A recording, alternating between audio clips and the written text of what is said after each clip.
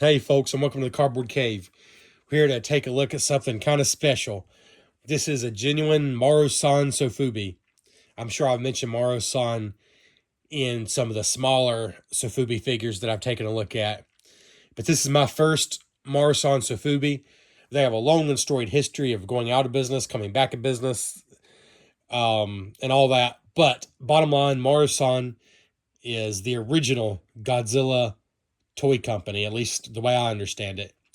They have like the most famous, iconic, original Godzilla toy that has been kind of mimicked and copied and honored by other re-releases from like Super 7 and different companies.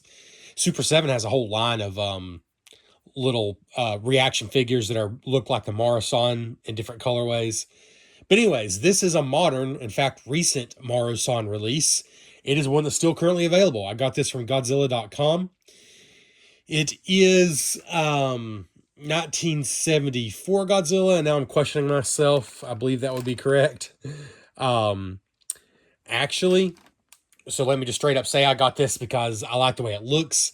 I absolutely love the colorways, and of course, we're going to take it out of the bag and show you more up close. I didn't get it specifically because it was from Mechagodzilla, but actually, according to the description, this is based on the suit that Mechagodzilla wore when he was the imposter. So this is based on the imposter Godzilla suit, which was slightly different from the actual Godzilla suit. So I guess if you want to be technical, maybe this isn't Godzilla, but it's Godzilla. And I just think he looks classic. He looks a little bit like that original Marusan figure. Not quite the same, but a little, and I just love the colors. So yeah, we're going to get into all that. But yeah, I got this from Godzilla.com.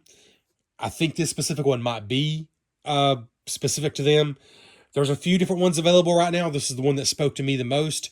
Of course, if you go to the aftermarket, the sky's your limit, you know. I'm sure I could find one I like even more than this one, but I'm not ready to pay insane aftermarket prices for a genuine Marusan giant Sofubi. Because let me tell you, they don't come cheap, even brand new at retail. And they definitely don't come cheap if you get one that's not being made anymore. So, I'm not going to go into what is Sofubi in detail because I kind of did that when I talked about these smaller ones a little bit. And I said you should check out the Craftsman video about Sofubi, and I still say you should do that.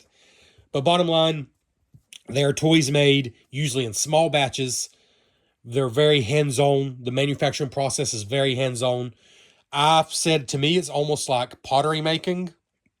It's not quite the same, but the original mold is a lot like pottery making, at least from my stupid idiot's understanding of pottery making.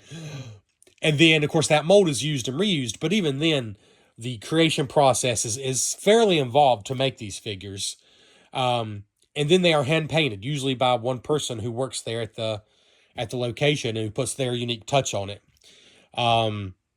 I know the video I saw, there was a man who'd been working at Marusan for something like 50 years, and he was still the man who paints every toy that comes through. I like to think it's still him. I mean, that video might have been a few years old, so I don't know that for sure, but it's a cool thought. But, like I said, if you just go to Godzilla.com and look up Marusan or Sofubi, I think this is probably like the first or second one that comes up. But like I said, it is technically supposed to be from the Mechagodzilla movie, and it is based on the imposter Mechagodzilla suit when he was pretending to be Godzilla. I don't know if that tag tells you anything. It doesn't tell me anything, but it does look cool. And then on the back, there's a little more information. 2023. So this is actually, I guess, I was thinking this was a 24 release, but so it's not super new, but it's still available now. They still had a dozen or so in stock when I got mine. Oh, 450. So 450 is the size. I don't know. I don't think that would be grams. I think this is a lot more than 450 grams. But there's different sizes of Marusan figures. 450 is the big size. It's the biggest that I saw, at least. I know they have 350 and they might go lower, but 450 is like the 12-inch size. So this is the big boy. Japan, 1966. Marusan toy number 999. I think that's just a bunch of kind of retro throwback stuff there. I'm not sure what else on there really is super helpful. But that's what's on the tag. And I'm showing you that because I'm going to take them out of the bag. There's really not much packaging. The tag is almost all the packaging. And as I mentioned in my other video, this seems to be the way that Sofubi toys are packaged. This is kind of the traditional way. But there is... Okay, here we go. Yeah, 1974. So there's... This is 1974 Godzilla. 450 is the size. So Marusan 450 1974 Godzilla would be, I believe, the official name for this product. And a telephone number you can call. So there you go. I don't know how many of these are made, but I know Sofubi in general, one of the drawing factors and one of the factors that makes them a bit more expensive is they're not made in mass production. They're made in smaller numbers. And so I'm guessing for this exact version, probably not a lot are made. Probably not a lot at all. But there's really not much else to show you in the package. I mean, if you're a totally in the package collector and you never take things out of the package, I'm not sure Sofubi is for you because this is just a plastic bag. And I think it would be an absolute shame to leave him in a plastic bag. The good news is it's very easy to save the packaging. You just save the bag and save, be careful removing the card and you can save it. But yeah, that's really all there is to see in the packaging. So let's get into this Marusan 450 1974 Godzilla. Okay, so yeah, this is not the toy we were talking about. A quick addendum to what I was saying earlier. So Aurora Toys was actually an American company, and they made a Godzilla model kit, which was the first Godzilla collectible of any kind, as far as I can find. Bonsai Toy Reviews, I believe, is where I found that. It's Bonsai Toy something. Shout out to that channel. Anyways, it looks something like this. This is Super 7's version. I'm pretty positive I've talked about this figure on the show. But it looks something like this. It was a model kit. So if you count that as a toy, then that was actually the first Godzilla toy. But it wasn't really a toy. It was a model kit. Marusan was the first to make what you would definitely have to say as a Godzilla toy. They made a tin Godzilla and even a remote control one. But then quickly, they came up with this Sofubi characters. This way to make the hollow soft vinyl figures, which is really what changed the game and just blew up kaiju toys in general in Japan and Godzilla toys in general. And so anyways, that's what we're talking about. And here's our big guy, who I think just looks absolutely glorious and is not even fitting on the camera remotely. Yeah.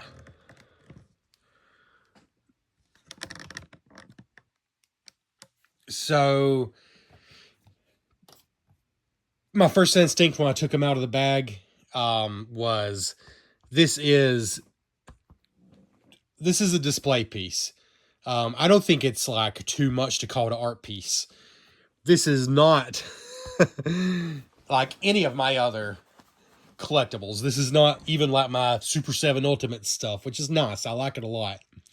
But this is nothing like that. This is a different thing. This is a conversation piece. It's an art piece. It's something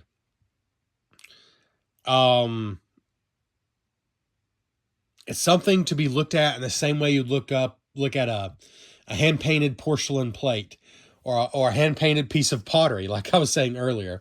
It's that kind of thing to me. And I just absolutely love it. So this particular one is a translucent vinyl that is... I don't know if the vinyl itself is infused with this glitter or if the glitter is a paint and then it's painted over again with like a clear coat. I'm not sure. I don't know how that works.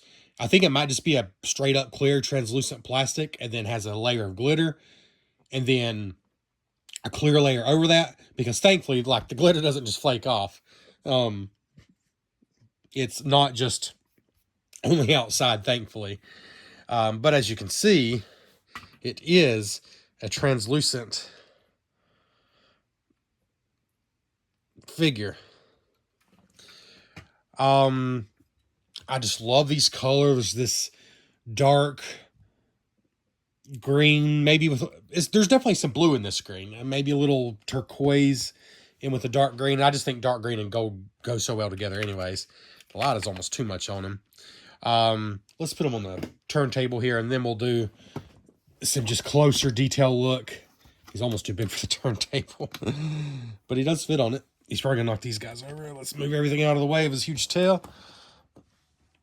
And to back out a little bit, let's see. Maybe move him over here. Yep, still got back out a little bit. I just think he is spectacular. So, because this isn't a traditional action figure, there is technically articulation. But I'm going to be honest with you, I'm not going to push anything. That is not why you got a figure like this. I'm sure it is possible to rub some of the paint off because there is indeed hand painting going on here. And I don't want to rub that off. But I'll show you. There's some basic articulation, arms, hips, and a little bit in the tail. But I'm not even going to try to move it again because it's tight. And there's just zero reason to move the tail because it's lined up, you know. I just can't see any reason to.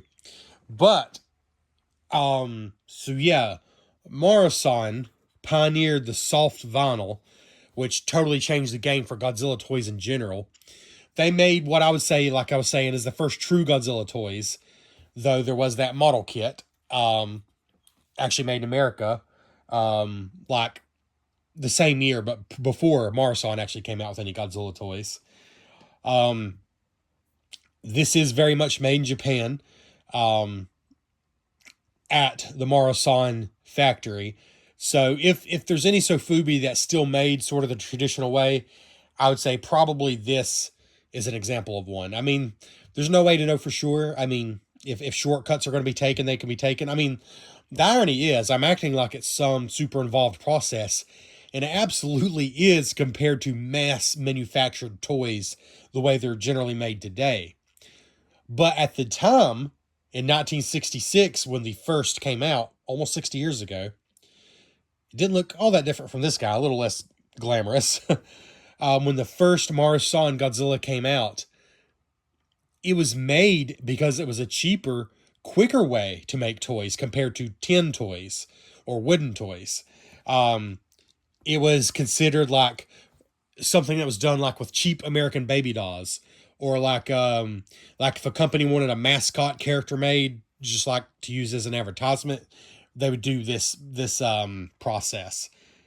But now, technology has come so far, and now it's actually a much slower, time-consuming process than the way toys are usually made now.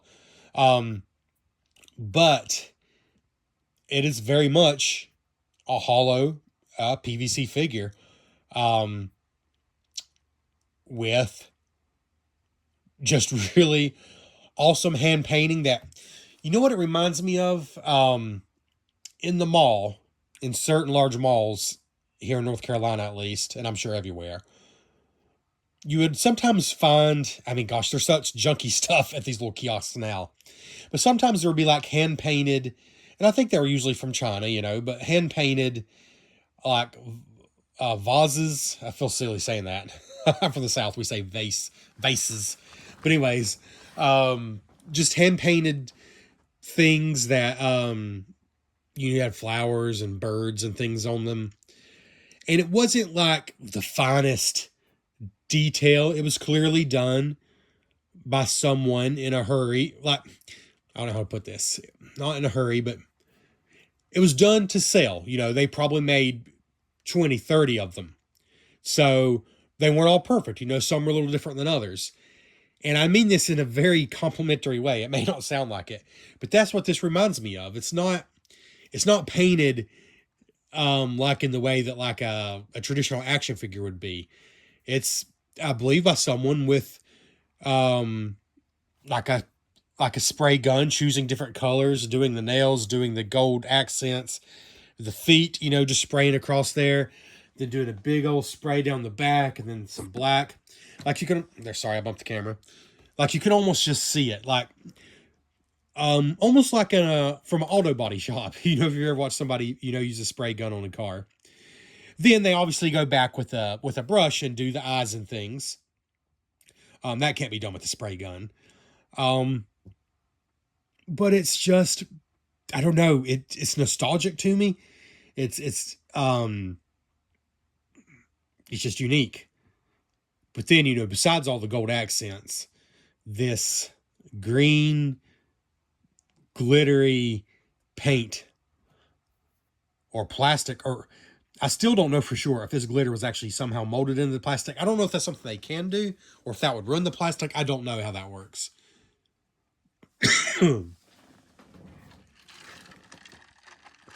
I do know at the very least there's like a clear layer over it, or the glitter would just, well, it'd be awful. It would be everywhere. Thank goodness that's not how it is. All right. Sorry about that. I was choking up a little bit. So let's go ahead and stop him from spinning.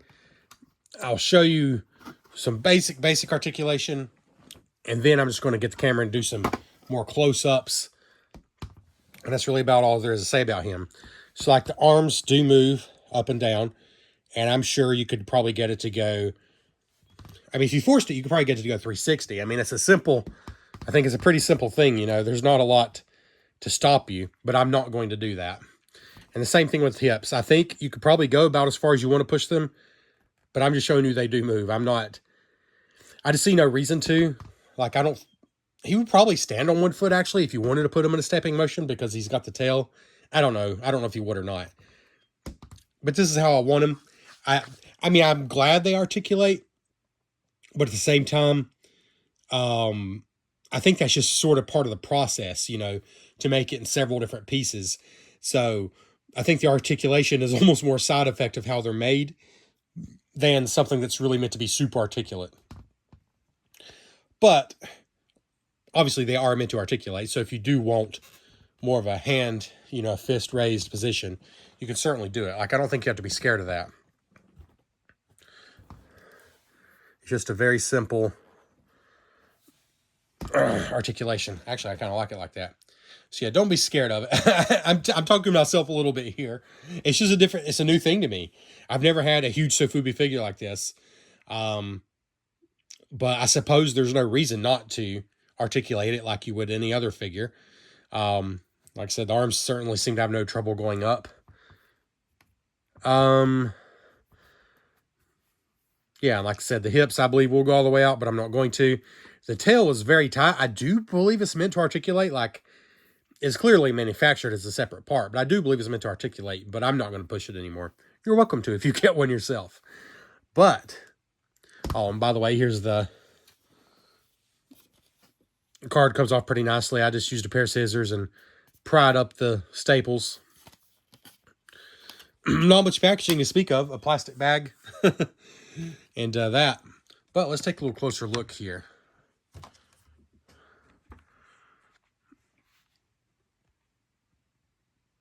So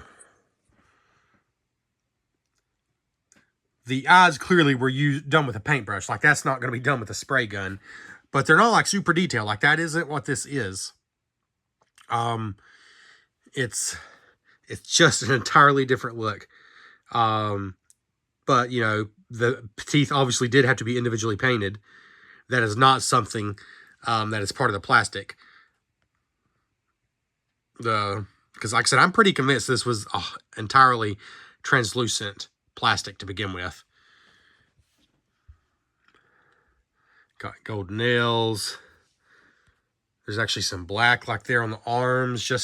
It's just kind of, now I don't know ultimately who makes the decision, if it's the actual person who's doing the painting, or if it's decided ahead of time what all the colors will be. I think it probably depends on how respected and well known maybe the painter is. Like, there's just some different color choices that set it apart from any of the other ones. And I like that a lot. I love the gold dorsal fins. I think they're brilliant. They look so much. There's no way this is an accident. They look so much like big gold nuggets. Like big gold nuggets in a gold vein in the river. All the way down to the tip of his tail. Love that. Just get you a closer look at the beauty of this sparkly green with a hint of blue. There's gold, silver, and blue. At least, if not other colors as well. Actually, in the sparkles. So that's pretty cool. Again, really love that gold.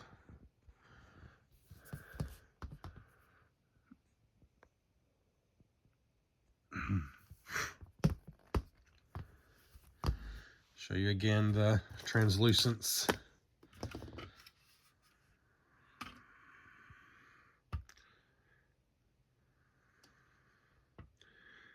Obviously a fairly thick plastic, but you can see the light behind it. Now that I said that, can you? Yeah, you can really see it there behind the leg.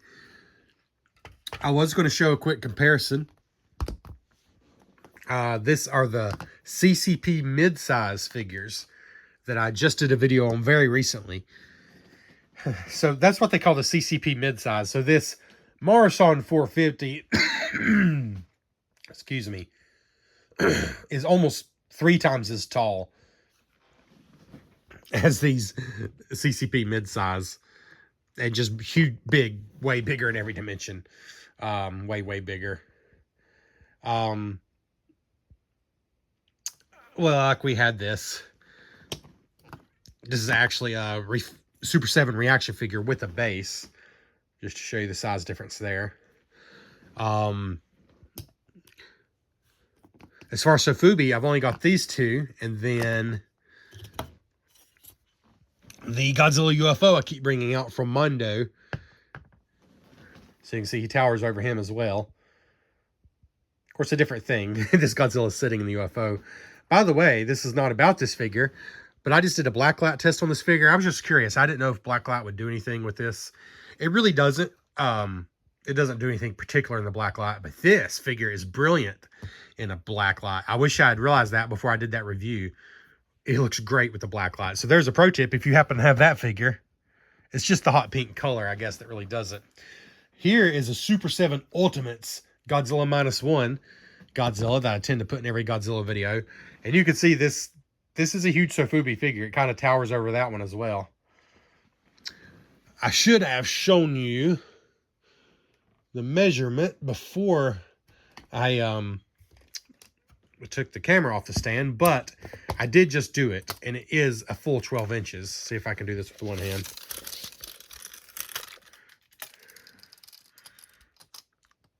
I mean, I would say that's 12 inches, every bit of it. So yeah, I think this is great. There's no reason to say anymore because this is just going to be a personal thing. But if you've got your eye on a Sofubi figure, heaven forbid if maybe my dumb videos have got you interested, because it was somebody else's less dumb video that got me interested in Sofubi. I didn't even know what it was not long ago. So if I got you interested in Sofubi and you're going down this mad road, well, hopefully this was a close-up look that helped you decide about this particular one. I love it. Like I said, I didn't get it because it was specifically 1974 Godzilla and it's supposed to be the Mecha Godzilla imposter suit. I got it because it's, first of all, the look of it is not too like cute or cartoony, but it does remind me a little bit of that very original 1966 Marusan Godzilla. It does remind me a little bit of it. I just like the look of it and absolutely love the colors. I tried shining some light off of it just to give you some different, like there's with both the spotlights off of it. I